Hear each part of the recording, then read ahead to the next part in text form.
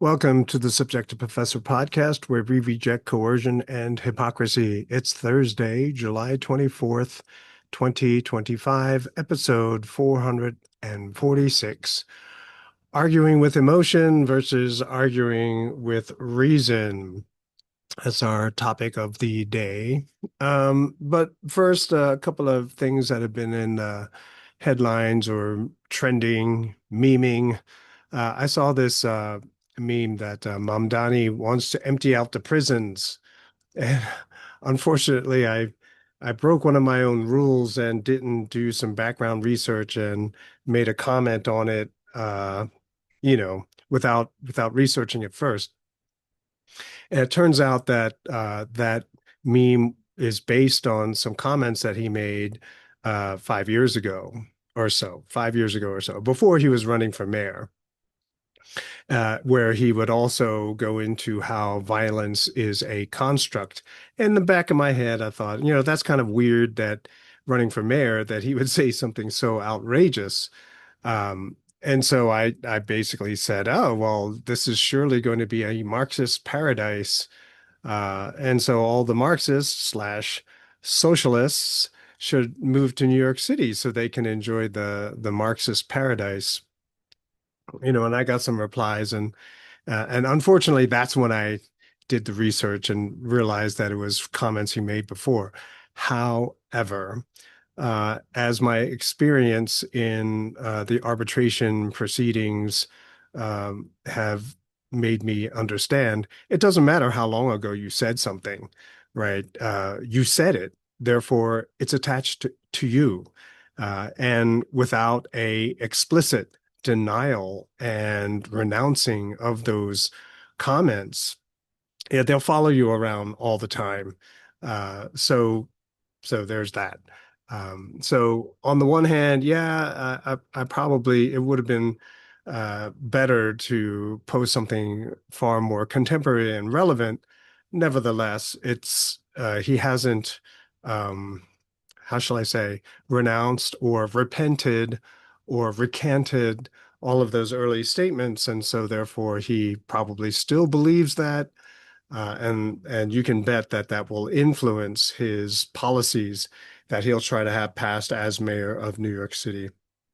And I think the betting odds have it so that Mamdani is 70%, right? The likelihood of him becoming the next mayor is 70%, which is basically a slam dunk. I don't think even Kamala Harris had odds that good in her favor. Next, the whole Epstein distraction with the treason trials, oh, there's treason, Obama is implicated, blah, blah, blah. It is a distraction. There is no question. And, as other people have pointed out, it's okay. So it's a distraction, but it's not a nothing consolation, right? It's a consolation of some sort of substance. Yeah, okay. But I think that if we keep in mind um, government and history and basically even recent history, yeah, they'll talk a lot and then they'll, you know, puff a lot of smoke, but there's no fire, right? There's nothing ever comes of it. Just like the Epstein um, rhetoric. Oh, we're going to arrest and go after these child traffickers and pedos and whatnot, and nothing happens. It's pushed under the rug, and there's no doubt that the treason trials, this whole Russia collusion, whatever, nothing will come from it. But it will it might have in the past been enough to calm down a lot of the disappointed electorate, the people who, um, were hoping and waiting for the Epstein list to be released, list in quotation marks, obviously, but all the records to be released, and so that you can know who exactly is implicated in all of this. And their whole cover-up attempt of the Epstein uh, records is it's just so clownish that one might have to imagine that it's they really are not very careful with what they say, with what they do, and how they do it. And so on the international stage, especially when you're dealing with ex-KGB people in Russia, it's all very comical, right? And so basically you have professionals dealing with kindergartners, right? People who really don't understand how politics works. Um, I'm watching Game of Thrones with my wife. We watch like an episode or two every night, and I mentioned how one of my students told me that it's a lot of the politicking is based off of Machiavelli. And I've talked about Machiavelli a couple of times on this channel. And if you don't know what you're doing, you basically set yourself up to fail. And that pretty much is what Trump is doing to himself. And he has no one else to blame for that. Also, I saw a video.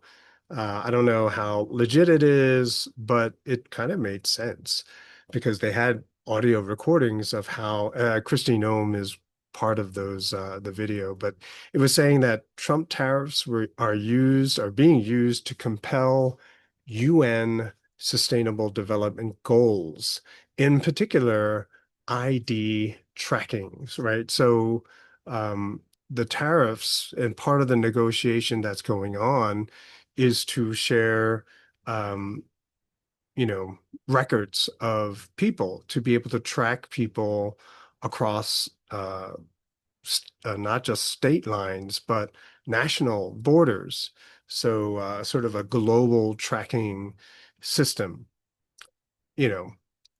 Uh, which is, of course, very, very bad. And again, it makes me say that pretty much what would put an end to a lot of this, at least uh, from the part of America, would be economic issues here in the United States.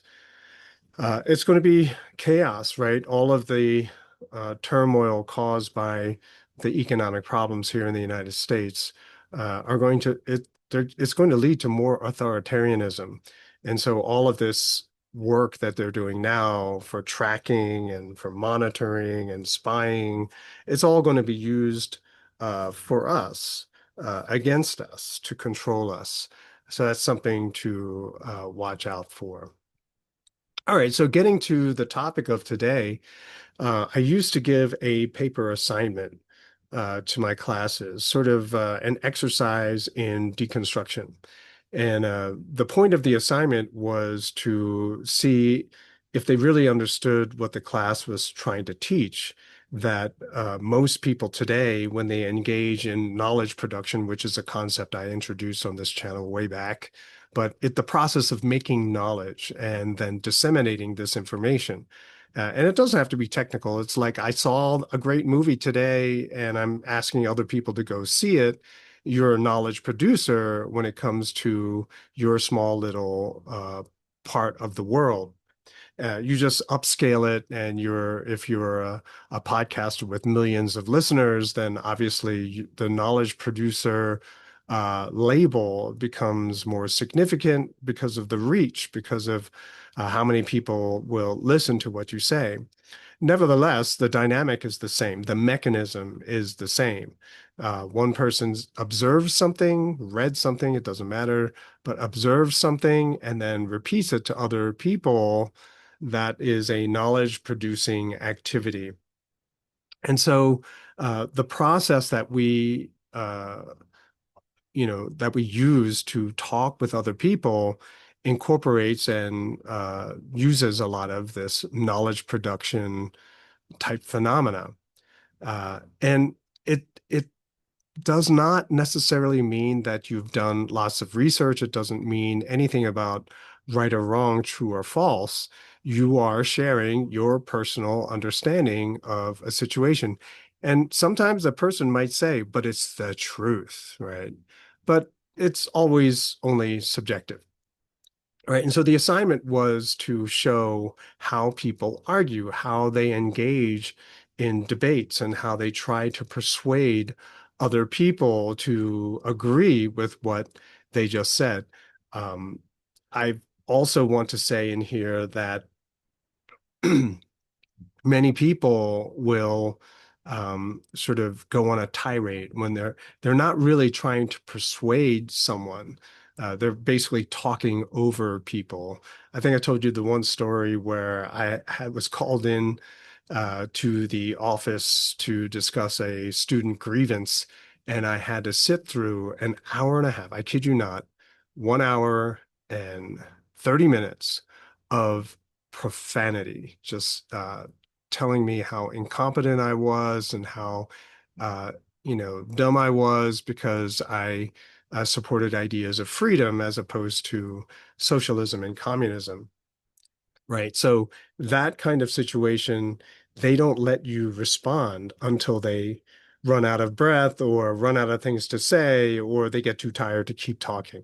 So I waited. I literally waited an hour and 30 minutes for him to get tired enough so that I can start responding to some of the things that he was saying. And I was patient enough. I was like, okay, I'll just wait.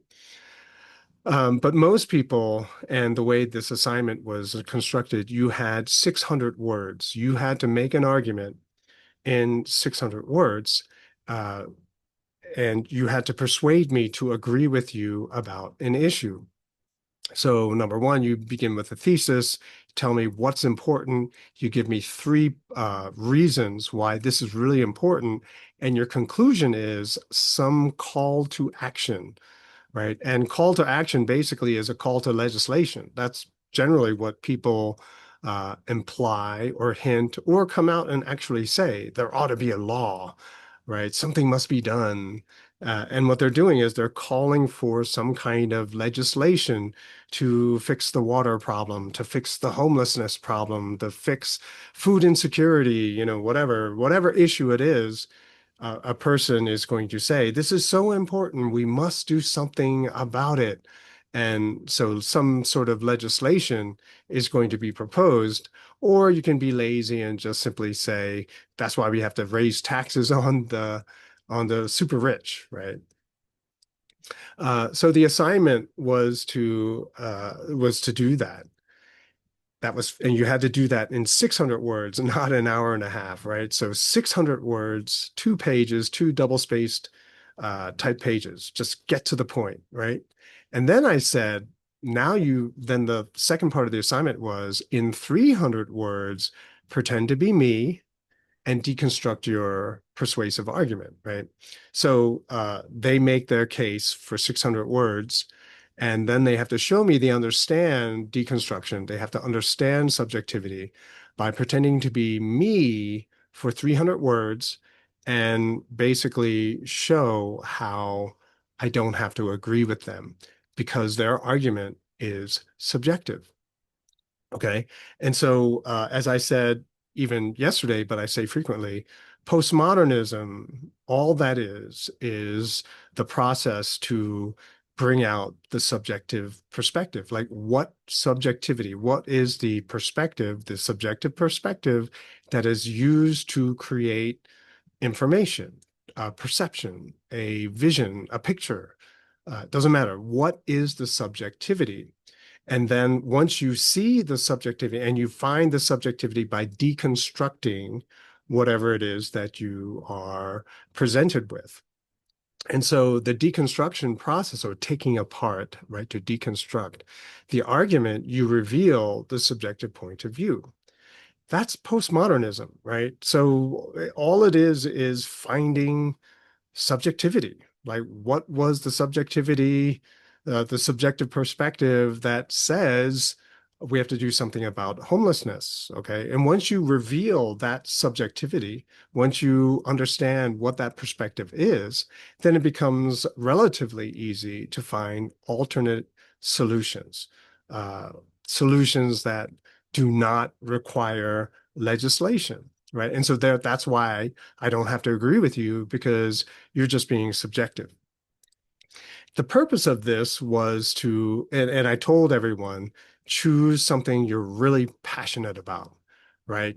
Global warming, whatever, right? Something that you're really passionate about, that you already know most of the arguments. So there's no research necessary, right? So when you talk about X, what are the points that you usually use to persuade someone to agree with you? Well, then put that in the paper, except you only have 600 words. And your conclusion would be, okay, here's your opportunity. What do we do about it? And so tell me, what do you think we should do about it? And then the deconstruction, right, pretending to be me part of it is just simply to reveal the subjectivity of that initial argument. And that's postmodernism. That's deconstruction, right? And as I said before, it's in my opinion that most scholars abuse postmodernism by showing subjectivity and then making the big leap of saying, see, it's wrong, right?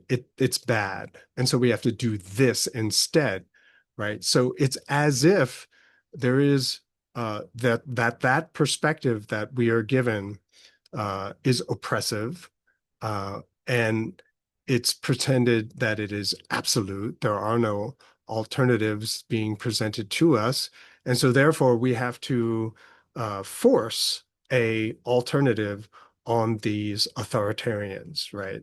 And generally, most of us today, if you want to know what that looks like, it's a Mamdani situation. They'll say, oh, look at this problem. Something must be done, and this is what we're going to do. And if you argue against me, you're a racist, you're pro-authoritarian, you're a Nazi, whatever. Because they showed, see, this stuff that they are subjecting us, right, oppressing us with is simply subjective. It's not the truth. And so we're going to fight back with the truth.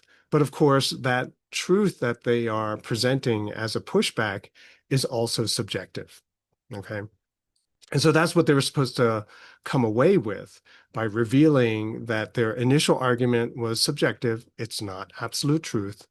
And then the response is just simply, this is one way we can reveal the subjectivity.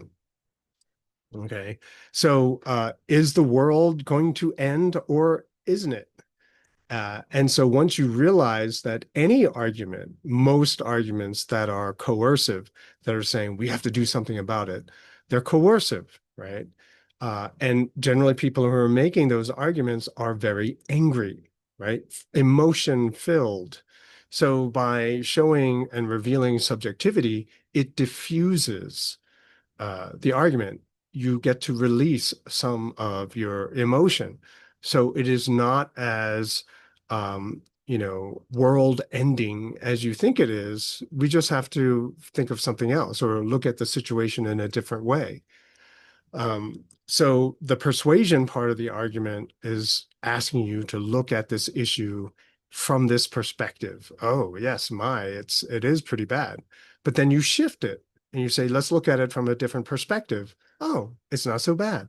And this process is supposed to calm you down, calm the students down, make them realize, oh, why do people not go along with what I say? It's so obvious. Oh, because you can look at it in another way, and it's not really so bad. It's not even really an issue. And so at the end of the assignment, students can still choose to believe and still hold on to their original passion. That's okay. That's their choice. But you gotta realize why people are not agreeing with you, why they are not really interested, and why they get so upset when you pass your regulation, because it ruins their ability to explore alternatives. Okay. So in the postmodernist discourse, there is no truth. It's just the process of revealing subjective perspective, right? Postmodernism itself does not assert anything. Postmodernism itself is a construct. It's not really real. It's just a tool, but it is not the truth. And by revealing subjectivity, you can get out of a box, you can get out of a bind, you can get out of a problem once you realize that the so-called problem that's in front of you doesn't have to be perceived in exactly one way, right? You can look at it a different way and then realize that it's not even an issue that you have to deal with. Uh, the bonus is that if you do your deconstruction this way, it sort of helps people to think in terms of cause. Like, what is causing this? There's a joke that, a really bad joke, where a person goes in to see a doctor and he says, Doc, it hurts when I do this. And so then the doctor says, well, so then stop doing it. So if we're thinking causally, like what's causing this phenomena? Oh, we have to stop it. That's if that's what the cause is, then we have to stop it.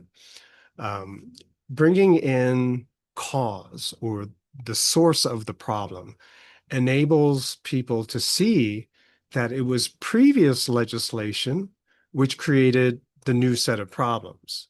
So instead of heaping on, right, putting on more regulation to create even more problems and not solving the original problem, just roll back legislation, right? So once you discover that, oh, it was that legislation we passed 10 years ago, which is now creating the problem we have today. So instead of passing new regulation, let's just roll back the one that we had before. Um, that's what should be done.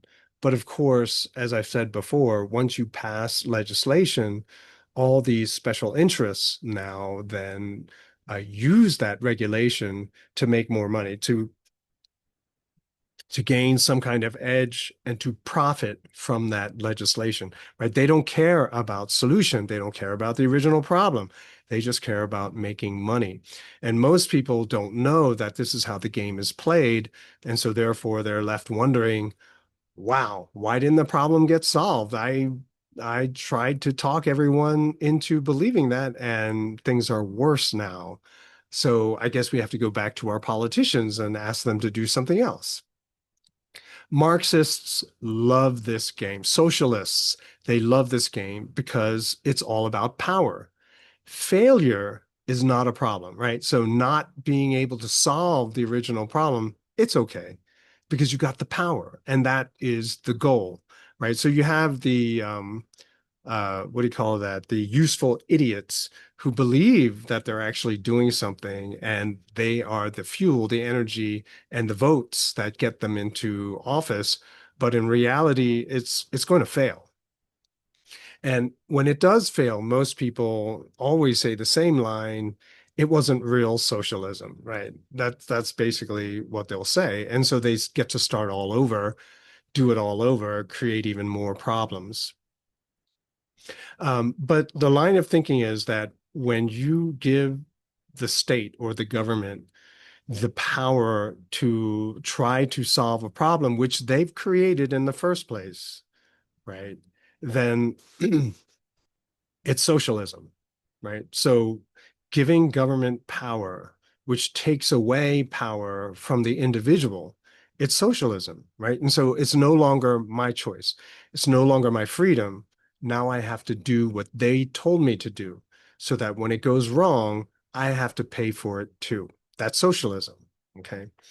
Um, and because it's socialism, it's coercion. It's the use of force. Except when government does it, they use force, right, through law, and they have no liability. They are not responsible for the catastrophe that they cause, right? Because it's that immunity clause that people who are in government receive, right? Sovereign immunity. Oh, well, I didn't know it was going to turn out this horribly. I was just trying to do right. And so I am immune from liability, right? My decisions cause people to build their houses next to the river. So when the flood took place, a lot of people died. Well, how was I supposed to know that there was going to be a flood right there? It's impossible for any politician to know, so you can't hold me liable for the deaths that I caused. Oops, excuse me, that the legislation caused, right? And so you have this sovereign immunity thing going on. There might be some caveats, but I believe that this is basically how government works. Right. So, as I said earlier, I mean, how often do you see politicians going to jail? It's a rare thing. And that's why, because they have immunity. But I always say, and this assignment is also supposed to help them to realize that instead of using coercion through legislation, give people freedom to find out what works for them uniquely, the individual, right? So we need to have a lot of information sharing, right? And once we start problem solving ourselves among ourselves, sharing all of this information, you don't need government. And that's what keeps governments small, taxes low, maintains peace, and diffuses emotions, right? So instead of expending all of our energy getting really upset, now we can use all of our energy to come up with alternatives. Yeah, that's it for this episode. I hope you thought it was enlightening, at least gives you a perspective on how the legislative process works, and reject it so that we can go back to solving our problems instead of allowing other people to give us more. Talk to you guys next time.